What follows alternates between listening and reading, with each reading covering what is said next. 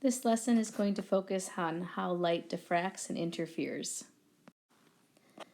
We learned how waves diffract when they go through openings, which remember diffraction is the idea of a wave bending. And so in this example on the left, if you think about the wave going through, it acts like point source, and then we get the circle waves on the other side. So that's diffraction, the bending of a wave due to a slit or a corner. And then we also know that when we have multiple waves, they interfere. And so here I have 2 point source waves, and they are interfering with one another, and we're getting the constructive interference and we're getting the destructive interference. So constructive interference described in this picture, high waves, in other words, supercrest, supertrough, supercrest, supertroughs, and destructive interference would be where there's no wave. And so if you think about like having a wall here at the back, then what would happen is you'd have a really big wave smashing in right here and here and here, here and here, all where there's constructive interference, and then there'd be zero wave all where these destructive interference lines are. Remember when we discussed the whole debate on whether light was a wave or particles? Well, Thomas Young experiment helped us understand how light acts as a wave. What he did was he put light through 2 slits that you see on the screen. And if light were particles, which it was thought of at the time, then that light would go through those slits, and I would expect to see 2 slits on the next screen. But instead what we saw lots of patterns of light. And so it inferred that there was an interference pattern going on, and particles don't interfere, waves interfere. And so then we landed on that, light was a wave. Below the 2 animations, the 2 links to videos are fantastic videos. If you have time, please check those out. So if you think about the experiment, if you have light that's going into 2 slits, so I have this double slit here, and light is making it to the double slits. What's happening is as light goes through the slit that's above, it's going to diffract, and the one that's below is going to diffract. And then those waves are going to interfere with one another. And just like we saw when we were learning about generically waves, light will do the same thing, where we'll get a place in which they constructively interfere, which will be all along this line.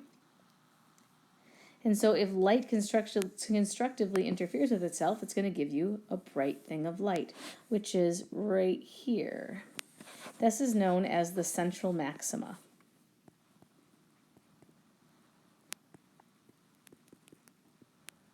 Okay. And then what's going to happen is there's going to be next, of course, with interference patterns, there is destructive interference. And so on each side of that central maxima, there is no light. Light is canceling itself out. And so it's hard to see on this picture, but on each side of that bright light, there's a small gap of light, or in other words, there's no light there. All right, so then we go back. Next, we'll have another constructive interference, a line of constructive interference, which will be here. And so we'll get another maxima. This is known as our first order maxima.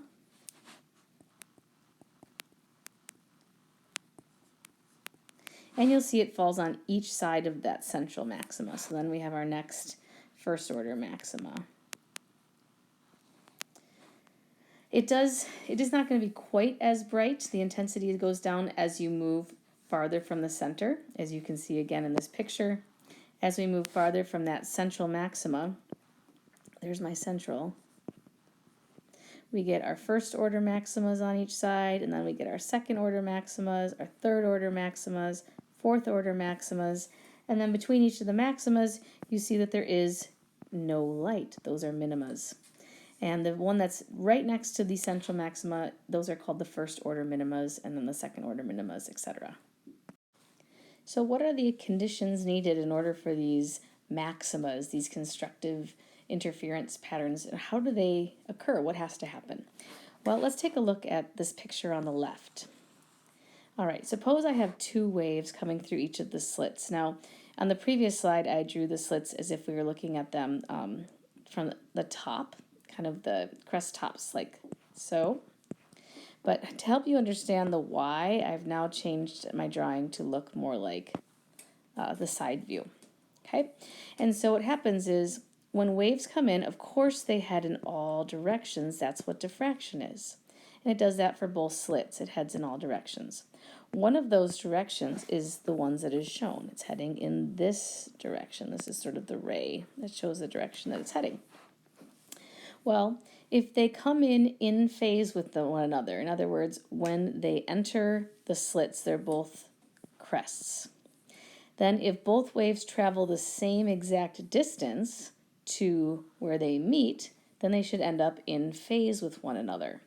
So these two end up with both crests. And it wouldn't matter if they end with both troughs or both crests, but they should be the same because they've traveled the same distance. And so what ends up happening is that's a constructive interference point. Now, this will also happen if we look at other points along the screen. So let's take a look at another ray. So light is also heading in this direction, and this one is heading in this direction. But as you can imagine, the top wave is going to travel a lesser distance than the bottom wave. And so if we find that just right angle that causes the bottom wave to travel exactly one wavelength more, then they should again end up in phase. And that's what happens. So right here at our central maxima, they're in phase. And then depending on the wavelength, there's some other point, some distance from the central maxima, where they're going to be in phase again. And again, that is because the bottom wave, the one that's traveling longer, is going to travel one full wavelength more so they can be in phase again. So let's take a look at this little triangle that's shaded on the picture. This is a right triangle, and this angle, angle theta, is going to be very interesting to us. If I think about angle theta, and I think about the triangle itself, this leg that's on the bottom, right down here, that's going to be lambda for this case, one wavelength. And then, of course, this side, this length over on the side, that's d, that's the distance between the two slits. So let's derive an equation that involves when you have your first bright spot, because one wave has gone one wavelength farther than the other, and there's a separation of d. Let's do that with respect to theta. So let's start with our first order. And our first order would be that sine theta equals, so sine is opposite over hypotenuse, so it'd be lambda, one wavelength, divided by d. Or commonly written, d sine theta equals lambda. How about the second order? So what if we wait and we look and see where they interfere again, further up, probably off the screen. But, you get a wave that's going to this guy and then a wave from the bottom that's also going to this guy. How much longer does the bottom wave go until they meet up again? Well, if we want them to meet up constructively, then the bottom one is going to have to travel 2 full wavelengths more. So that triangle would be sine theta would equal 2 lambda over d. Or in other words, d sine theta equals 2 lambda. And so hopefully you're starting to see a small pattern. The first order, it was just simply 1 lambda. And for the second order, it was 2 lambda. So we end up getting a generic equation that is d sine theta equals m lambda, where d is going to be the slit width, and that's going to be in meters. Sine theta, so theta is the angle.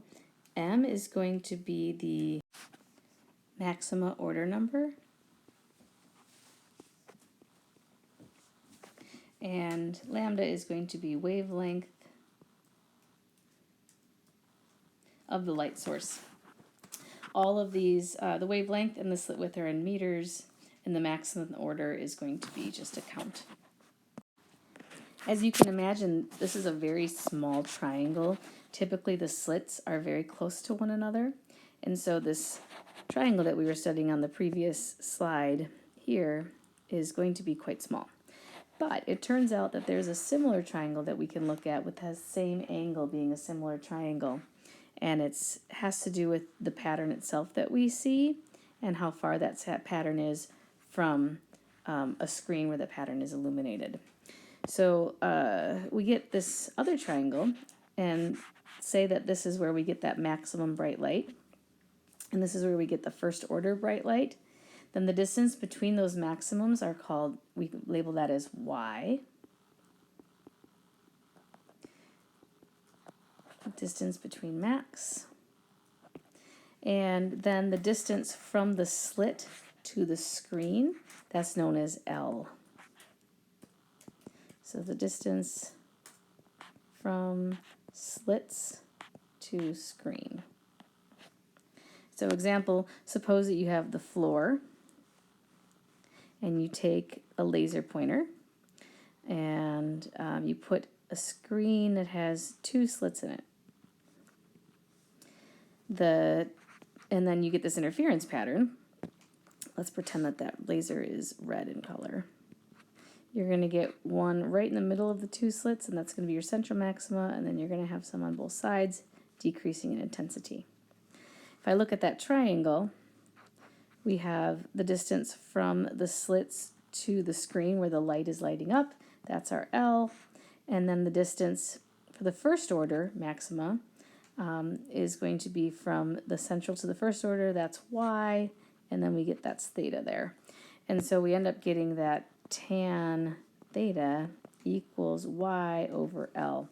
And this is how we're going to use this in experiments. We'll find theta by doing Y over L.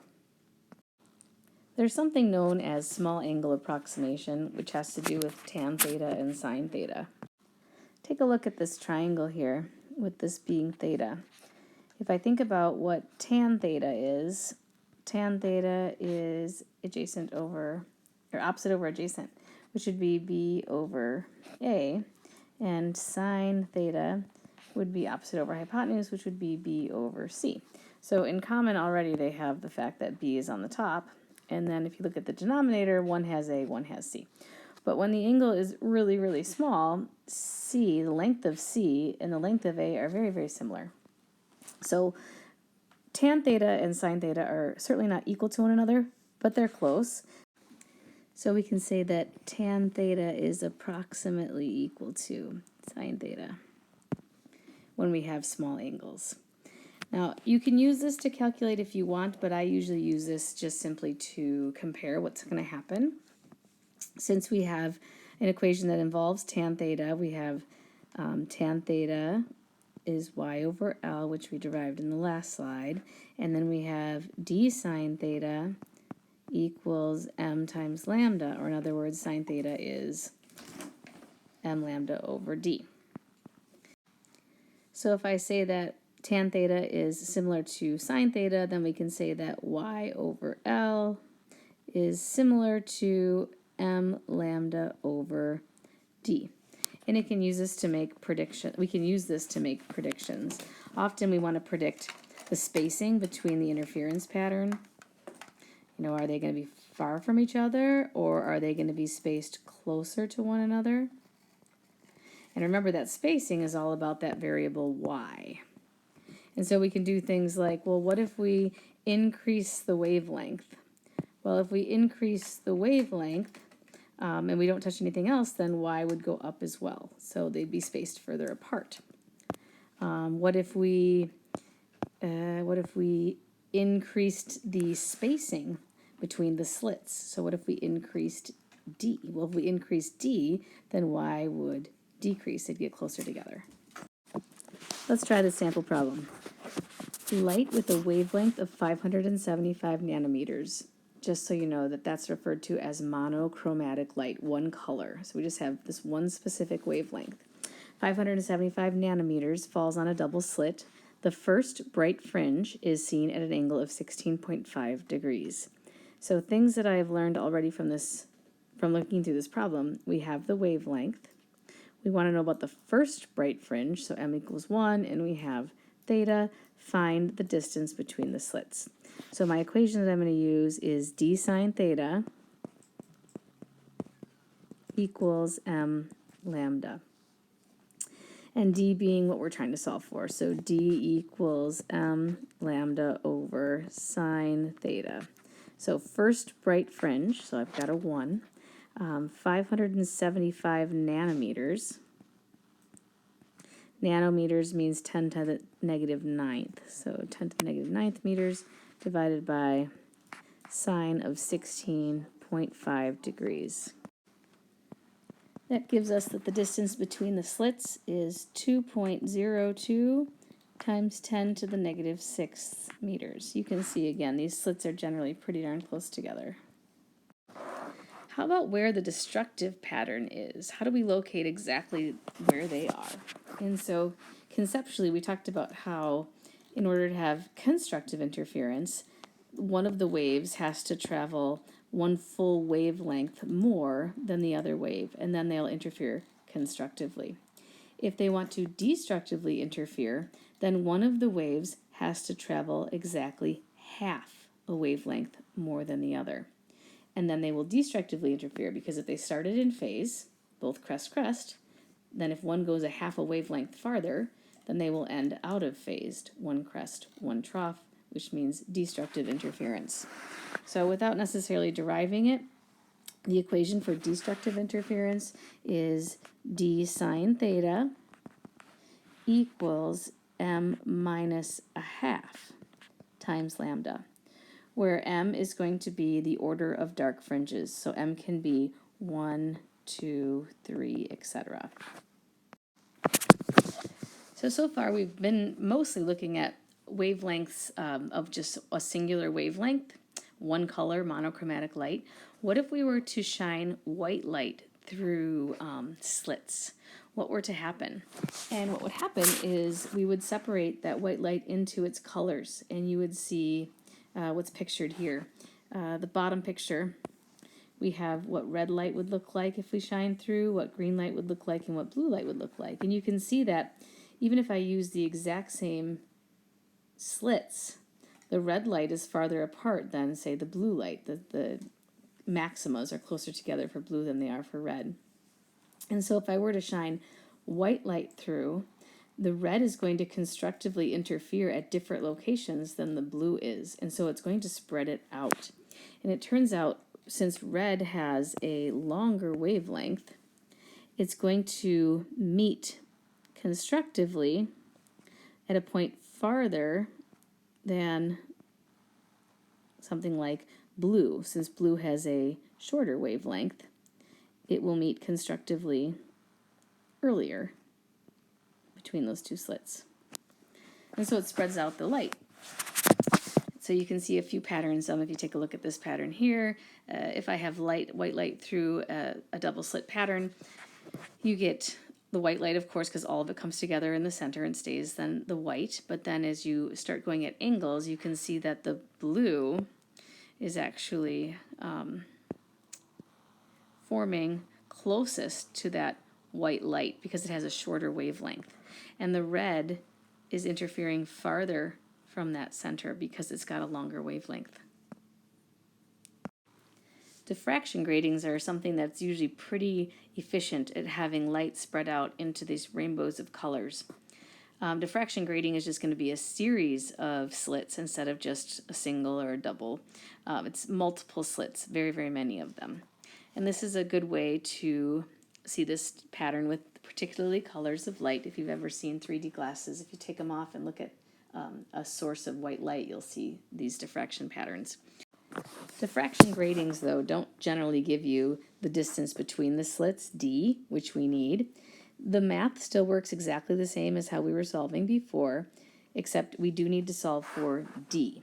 What diffraction gratings will give you is they'll tell you how many slits there are per whatever, centimeter, millimeter, or however much it is. So let's look at an example. Let's say that I give you a diffraction grating that has 460 lines per millimeter. That means for every millimeter of space, they have 460 of these little slits. And so the question is, if I know that, can I figure out how much space there is between each of these lines or slits? And sure, if I just flip this over, 1 millimeter per 460 lines, now I know the millimeter between each line. But of course, I'm going to want to know meters. So I'll take this and I'll multiply 1 meter, 1,000 millimeters. And we end up getting that D is 2.17 times 10 to the negative 6 meters. So now I can figure out exactly how much space is between each of those slits. So let's take a look at one last sample problem, but this time with the diffraction grating. A diffraction grating that has 4,525 lines per centimeter, so that's going to get us D, but it is not D, is illuminated by sunlight. At what angle does the first order maxima appear for blue light? And the reason we're saying blue light is because then we're given the wavelength. Okay, so my first job is to figure out what D is. So D is going to be 1 centimeter over 4,525 lines. But of course I need D in meters. So 100 centimeters for every 1 meter, and I get that D is 2.21 times 10 to the negative 6 meters. So that's the distance between each slit. Now I can go ahead and use my d sine theta equals m lambda, and I can solve for theta. So theta is going to be the inverse sine of m lambda over d. So inverse sine of 1, because it's m is 1, 422 times 10 to the negative 9th meters, because it's nanometers, and then divided by d, which was 2.21 times 10 to the negative 6th meters. And then, like I said, take the inverse sine of that, and I get the angle, which we see the first order maxima would be 11 degrees.